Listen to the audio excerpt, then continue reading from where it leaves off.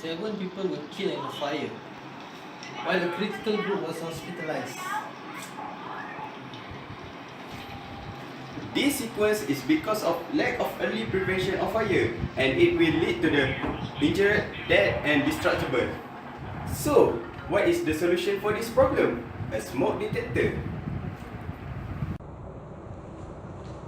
So, how does it work, and what are the components of the smoke detector? The smoke detector is divided into two parts, which is the inside and the outside. For the outside, the components are the plastic cover, detection chamber, and the detection chamber cover.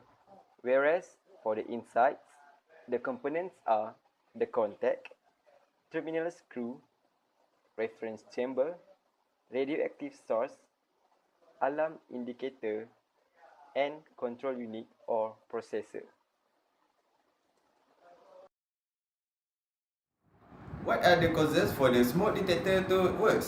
There are some causes that will trigger the smoke detector, such as cooking, smoking, and short circuit.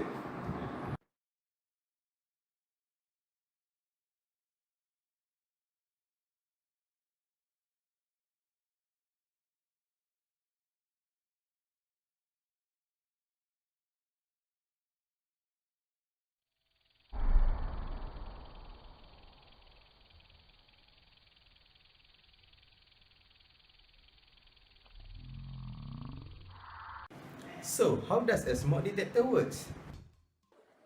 So, how the smoke detector functions?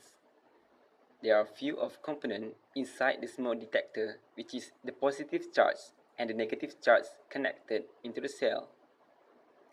When the smoke enters into the chamber at the bottoms of the smoke detectors, it will attract the particles to charge the ions and restore them back to the neutral electrical state. This will disrupt the electrical current and the alarm are start to trigger, and the bell will ringing until it is shut down at the main operator.